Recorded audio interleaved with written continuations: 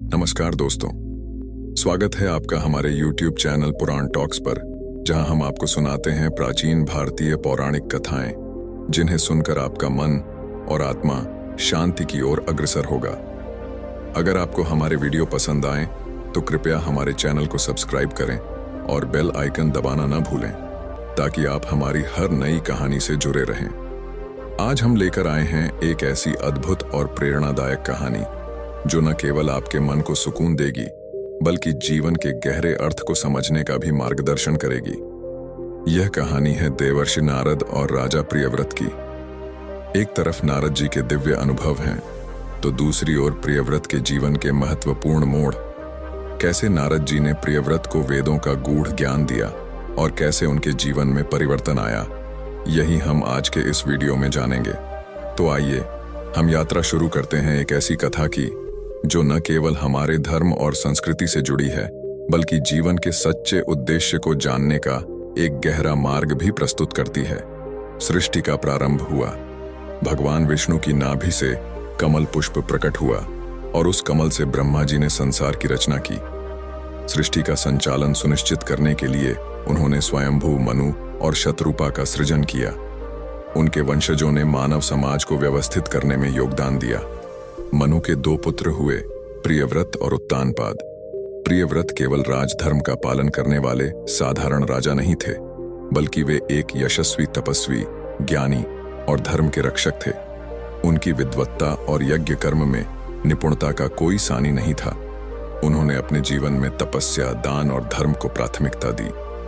उनके शासन में सप्त द्वीपों में समृद्धि और शांति का प्रसार हुआ। उन्होंने अपने पुत्रों को इन द्वीपों का शासन सौंपकर स्वयं बदरिकाश्रम चले गए। वहां उन्होंने गहन तपस्या का मार्ग अपनाया।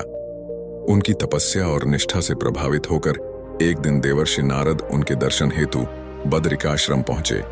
आकाश मार्ग से उतरते हुए नारद जी का दिव्य स्वरूप तपोवन को प्रकाशित कर रहा था। सफेद वस्त्र, सिर पर जटा और हाथ में वीणा धारण किए हुए नारद जी के मुखमंडल पर अद्वितीय तेज विद्यमान था। प्रियव्रत ने नारद जी को आते देखा तो तुरंत उनका स्वागत करने के लिए खड़े हो गए। उन्होंने नारद जी को ससम्मान अपने आश्रम में आमंत्रित किया और उनके चरण धोकर उनकी विधिवत पूजा की। इसके पश्चात दोनों में धर्म, योग और वेदों की गूढ़ बातों पर लंबी चर्चा हुई। नारद जी ने उन्हें बताया, हे राजन, तपस्या और धर्म का पालन करके ही मनुष्य अपने जीवन का असली उद्देश्य समझ सकता है। यह संसार नश्वर है, परंतु आत्मा अमर और शाश्वत है।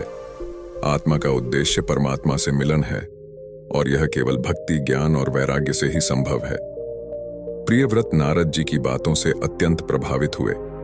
चर्चा के अंत में उन्होंने विनम्रता पूर्वक पूछा, हे देवर्षि, आप सर्वज्ञ हैं और सृष्टि के प्रत्येक कोने में भ्रमण करते रहते हैं। कृपया मुझे यह बताएं कि क्या आपने अपने जीवन में कोई ऐसा अद्भुत या विचित्र अनुभव किया है जिसे सुनकर मैं भी लाभान्वित हो सकूं? नारद जी कुछ क्षण मौन रहे। उनके मुखमंडल पर स्मृति की रेखाएं उभर आईं। उन्होंने कहा, हे राजन, संयोग से कल ही मैंने श्वेत द्वीप में एक अद्भुत घटना का अनुभव किया। उस घटना ने मेरे जीवन पर अमिट छाप छोड़ी है।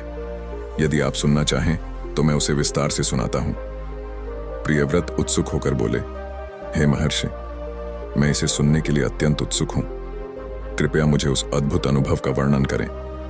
नारद जी ने प्रियव्रत की उत्सुकता देखकर अपने अनुभव का वर्णन आरंभ किया। उन्होंने कहा, हे राजन, श्वेत द्वीप जो दिव्य भूमि है, वहां का वर्णन करना भी कठिन है। वह स्थान देवताओं और ऋषियों के लिए भी अत्यंत पवित्र और दुर्लभ है। उस द्वीप पर सृष्टि के आरंभ से ही केवल तपस्वियों और ऋषियों का वास है। जब मैं वहां पहुंचा तो एक अद्भुत सरोवर का दृश्य देखा। वह सरोवर अलौकिक था। उसका जल क्रिस्टल के समान चमकदार और शांत था। चारों ओर खिले हुए कमल पुष्प अपने दिव्य सौंदर्य से मन को मोह रहे थे। उन कमलों से ऐसी सुगंध फैल रही थी जो आत्मा को शांति और चित्त को स्थिर कर देती थी। मैं उस सरोवर के सौंदर्य में खो गया। उसी समय मैंने सरोवर के किनारे एक अत्यंत रूपवती स्त्री को खड़े देखा। उसकी देह दिव्य प्रकाश से आच्छादित थी और उसकी लंबी आंखें मानो सृष्टि के समस्त रहस्यों को समेटे हुए थीं। वह चुपचाप खड़ी थीं, परंतु उसके आसपास का वातावरण एक अद्भुत ऊर्जा से भरा हुआ था। मैंने उन्हें देखते ही प्रणाम किया और विनम्रता से पूछा, हे देवी, आप कौन हैं? इस दिव्य स्थान पर आपका निवास किस लिए है? लेकिन उन्होंने कोई उत्तर नहीं दिया। जब उन्होंने मेरी ओर देखा तो मुझे ऐसा प्रतीत हुआ कि मेरे भीतर का सारा ज्ञान, जो मैंने वर्षों की तपस्या और वेदाध्ययन से अर्जित किया था, वह सब लुप्त हो गया। मुझे समझ में नहीं आया कि यह सब क्यों हो रहा है। मेरी बुद्धि कुंठित हो गई और मेरे चित्त में भारी भ्रम उत्पन्न हुआ। मैंने उसी क्षण उनके चरणों में गिरकर शरण ली और कहा, हे देवी, मैं आपकी शक्ति और दिव्यता के आगे नतमस्तक हूं। कृपया मुझे बताइए कि यह सब क्या है।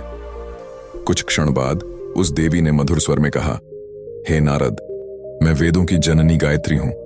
तुमने अपने ज्ञान के अभिमान में मुझे नहीं पहचाना, इसलिए मैंने तुम्हारे भीतर का सारा ज्ञान छीन लिया। अब तुम मेरी शरण में हो, इसलिए मैं तुम्हें यह दिव्य रहस्य बताने जा रही हूं। उसने कहा, यह जो कमल सरोवर तुम देख रहे हो, यह स्वयं वेदों का प्रतीक है। इसमें जो 3 प्रमुख दिव्य शक्तियां तुम्हें दिख रही हैं, वे 3 वेद हैं। पहला, ऋग्वेद, जो अग्निमय है और संसार की सृष्टि का मूल है। दूसरा, यजुर्वेद, जो सृष्टि के संचालन का आधार है और ब्रह्मा का स्वरूप है।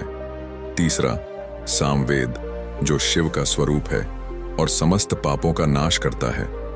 इन तीनों वेदों से ही समस्त ज्ञान और धर्म का उद्गम होता है।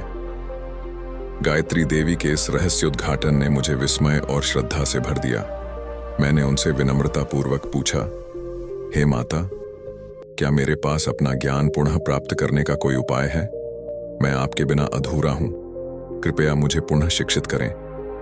गायत्री देवी ने मुस्कुराते हुए कहा, हे नारद, इस सरोवर में स्नान करो। यह वेद सरोवर है, जिसमें स्नान करने से तुम्हारा समस्त ज्ञान पुनः जागृत हो जाएगा। साथ ही तुम्हें अपने पूर्व जन्म की स्मृति भी प्राप्त होगी। मैंने तुरंत उनकी आज्ञा का पालन किया और सरोवर में स्नान किया। स्नान करते ही मुझे न केवल अपना खोया हुआ ज्ञान प्राप्त हुआ, बल्कि अपने पूर्व जन्म की स्मृतियां भी जाग उठीं। मैं समझ गया कि यह केवल वेद जननी गायत्री की कृपा से संभव हुआ है। नारद जी ने प्रियव्रत को अपनी पूर्व जन्म की स्मृतियों का वर्णन करना आरंभ किया। उनका मुखमंडल गंभीर था और वाणी में दिव्यता का आभास था। उन्होंने कहा, हे राजन, श्वेत द्वीप के वेद सरोवर में स्नान करने के पश्चात मुझे अपने पूर्व जन्म की स्मृति प्राप्त हुई। यह द्वितीय सत्ययुग की बात है। उस समय मैं मानव योनि में जन्मा था और मेरा नाम सारस्वत था। मेरा जन्म अवंती नगरी के एक संपन्न ब्राह्मण कुल में हुआ था। मेरा परिवार धार्मिक और वेद शास्त्रों का अनुयायी था। बचपन से ही मैं धर्म और अध्यात्म में रुचि रखता था, परंतु सांसारिक मोह ने मेरे भीतर वैराग्य भाव को जन्म नहीं लेने दिया था। जैसे जैसे समय बीता, मैंने संसार की क्षण भंगुरता को समझा। मेरे मन में वैराग्य की भावना प्रबल हो गई। मैंने सोचा, यह धन, परिवार और सांसारिक सुख तो नश्वर हैं, इन्हें छोड़कर मुझे आत्म कल्याण के मार्ग पर चलना चाहिए। मैंने अपनी संपत्ति और कर्तव्यों को अपने पुत्रों को सौंप दिया और संसार के मोह से मुक्त होकर तपस्या का मार्ग चुना। मैं भगवान विष्णु की शरण में गया और उनके मार्गदर्शन की प्रार्थना की। उनकी प्रेरणा से मैंने श्राद्ध, यज्ञ और दान जैसे सभी आवश्यक कर्मों को पूर्ण किया और फिर तपस्या के लिए सारस्वत सरोवर की ओर प्रस्थान किया, जो उस समय तपस्वियों के लिए एक प्रमुख स्थल था। सारस्वत सरोवर के किनारे मैंने एक कुटिया बनाकर वहां तपस्या प्रारंभ की। मैंने अन्न और जल का त्याग कर केवल वायु के सहारे भगवान नारायण का ध्यान और नारायण मंत्र का जाप करना आरंभ किया। यह तपस्या कई वर्षों तक अनवरत चली। मेरी भक्ति और तपस्या से प्रकृति भी प्रभावित हो गई। वहां का वातावरण दिव्य हो गया। एक दिन जब मैं अपने ध्यान में मग्न था, तो अचानक दिव्य प्रकाश से पूरा क्षेत्र आलोकित हो गया। मैंने आंखें खोलीं तो देखा कि स्वयं भगवान नारायण अपने चतुर्भुज स्वरूप में मेरे सामने खड़े हैं। उनके मुख पर करुणा और प्रेम का अद्भुत तेज था। उनका आभा मंडल मुझे अपार शांति और आनंद प्रदान कर रहा था। मैंने तुरंत उनके चरणों में गिरकर कहा, हे प्रभु, आप मुझ पर कृपा करके यहां प्रकट हुए। यह मेरा जीवन धन्य हो गया। कृपया मुझे अपने स्वरूप में विलीन होने का आशीर्वाद दें। भगवान नारायण ने अपनी मधुर वाणी में कहा, हे सारस्वत, अभी तुम्हारा समय पूर्ण नहीं हुआ है। तुम्हें अपनी मानव देह में कुछ और कर्तव्य पूर्ण करने हैं, परंतु मैं तुम्हारी भक्ति से अत्यंत प्रसन्न हूं। मैं तुम्हें एक अद्वितीय वरदान देता हूं। भविष्य में जब तुम अपने वर्तमान शरीर का परित्याग करोगे, तब तुम मेरे प्रिय और अमर पार्षद के रूप में जन्म लोगे। तुम्हारा नाम नारद होगा और तुम ब्रह्मा जी के मानस पुत्र के रूप में उत्पन्न होकर लोक कल्याण में संलग्न रहोगे। तुम सृष्टि के कोने कोने में भगवान के संदेशवाहक बनकर विचरण करोगे।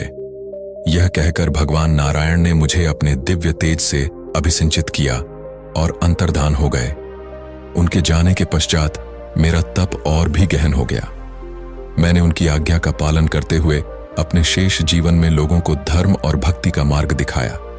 समय पूरा होने पर मैंने शरीर त्याग दिया और भगवान के वरदानानुसार ब्रह्मलोक का अधिकारी बना। वहां मैं ब्रह्मा जी के मानस पुत्र के रूप में उत्पन्न हुआ और नारद के नाम से प्रसिद्ध हुआ। प्रियव्रत ने नारद जी के पूर्व जन्म की कथा सुनी और उनके दिव्य जीवन के संघर्षों और तपस्या के प्रति गहरी श्रद्धा व्यक्त की। वह समझ गए थे कि नारद जी के ज्ञान और उनकी भक्ति में कितनी गहरी शक्ति निहित है। उन्होंने श्रद्धा भाव से पूछा, हे देवर्षि, आपने जो अनुभव किए वे सभी अद्भुत हैं। कृपया अब यह बताइए कि वेदों का वास्तविक रहस्य क्या है और उन वेदों की शक्ति को हम किस प्रकार समझ सकते हैं। नारद जी ने प्रियव्रत की बातों का उत्तर दिया और उनका चेहरा पूरी तरह से दिव्य आभा से चमक उठा। वह बोले, हे राजन, वेदों के बारे में तुम्हारी जिज्ञासा अत्यंत प्रशंसनीय है। वेद केवल शास्त्र नहीं है, बल्कि ये ब्रह्मा के अद्वितीय ज्ञान का संग्रह है। इनकी उपासना, अध्ययन और ध्यान से ही आत्मा को परम ज्ञान की प्राप्ति होती है। नारद जी ने कहा, गायत्री देवी ने मुझे जो ज्ञान दिया वही वेदों का वास्तविक रूप है। जैसा कि मैंने पहले बताया था, वेद 3 प्रमुख भागों में बंटे हैं, ऋग्वेद, यजुर्वेद और सामवेद। प्रत्येक वेद का अलग अलग महत्व है और इनका उद्देश्य भी भिन्न है। प्रियव्रत ने ध्यानपूर्वक नारद जी की बातों को सुना। उन्होंने पूछा, हे देवर्षि, क्या हमें इन वेदों का अध्ययन केवल शास्त्रार्थ के लिए करना चाहिए या इसके माध्यम से हमें जीवन के गूढ़ रहस्यों का अनुभव भी होना चाहिए? नारद जी मुस्कुराए और बोले, हे राजन, वेदों का अध्ययन केवल ज्ञान प्राप्ति के लिए नहीं है, बल्कि इन्हें जीवन में उतारने से ही मनुष्य की आत्मा का उद्धार होता है। जो व्यक्ति इन वेदों का अध्ययन करता है वह सिर्फ एक विद्वान नहीं बनता, बल्कि वह आत्मा की परम शांति और ब्रह्म के साक्षात्कार की दिशा में अग्रसर होता है। इसी प्रकार तुमने जो धर्म, तपस्या और साधना का मार्ग चुना है वह वेदों के अनुरूप है। तुम भी यदि इन वेदों का ध्यान, अध्ययन और साधना करते रहोगे तो तुम न केवल अपने जीवन में शांति प्राप्त करोगे, बल्कि तुम परमात्मा से मिलकर दिव्य ज्ञान की प्राप्ति कर सकोगे। प्रियव्रत की आंखों में आस्था और श्रद्धा का दीप जल उठा। उन्होंने सिर झुकाकर कहा, हे नारद जी, आपने मुझे जीवन के सबसे महत्वपूर्ण तत्वों की जानकारी दी है। मैं आपसे वचन लेता हूं कि मैं इन वेदों के ज्ञान को जीवन में उतारने का प्रयास करूंगा और संसार में धर्म और सत्य का प्रचार करूंगा। नारद जी ने प्रियव्रत की ओर देखा और उनकी आंखों में संतोष और गर्व का आभास हुआ। उन्होंने कहा, हे राजन, तुम्हारा ये दृढ़ निश्चय ही तुम्हारे जीवन का आधार बनेगा। तुम जिस प्रकार से साधना, तप और भक्ति के मार्ग पर चल रहे हो, वह न केवल तुम्हारे जीवन को शांति और सुख प्रदान करेगा, बल्कि संपूर्ण संसार को भी शांति का मार्ग दिखाएगा। यह कहकर नारद जी खड़े हो गए और वे धीरे धीरे आसमान में उड़ गए। प्रियव्रत ने उन्हें जाते हुए देखा और उनके शब्दों को अपने हृदय में स्थायी रूप से धारण किया। उनके जीवन का उद्देश्य स्पष्ट हो गया था। वे अब केवल भौतिक सुखों का पीछा करने के बजाय आत्मा की शांति और परमात्मा के साथ मिलन की दिशा में अग्रसर थे। नारद जी के उपदेश ने प्रियव्रत के जीवन को नई दिशा दी थी। वे अब हर कदम पर धर्म, सत्य और वेदों के अनुसार जीवन जीने का संकल्प ले चुके थे। उनका जीवन एक उदाहरण बन गया। और उन्होंने सभी को यह सिखाया कि भक्ति, ज्ञान और साधना से ही परम सुख की प्राप्ति होती है। तो दोस्तों, इस अद्भुत और प्रेरणादायक कथा के माध्यम से हमने जाना कि नारद जी के दिव्य ज्ञान और प्रियव्रत की तपस्या ने कैसे एक व्यक्ति के जीवन को पूरी तरह से बदल डाला। यह कहानी हमें यह सिखाती है कि वेदों का अध्ययन, भक्ति और साधना के मार्ग पर चलकर ही हम आत्मा की शांति और परम ज्ञान प्राप्त कर सकते हैं। अगर आपको इस कथा ने प्रभावित किया है और आपके मन में नई प्रेरणा का संचार हुआ है, तो कृपया हमारे चैनल पुराण टॉक्स को सब्सक्राइब करें। साथ ही बेल आइकन दबाकर नई वीडियो की सूचना पाएं। हम हमेशा आपके लिए ऐसी ही पौराणिक और प्रेरणादायक कथाएं लेकर आते रहेंगे। धन्यवाद, और हमारी अगली कथा तक अपना ध्यान रखें और जीवन के हर कदम पर धर्म और सत्य का पालन करें। जय श्री कृष्ण, जय श्री राम।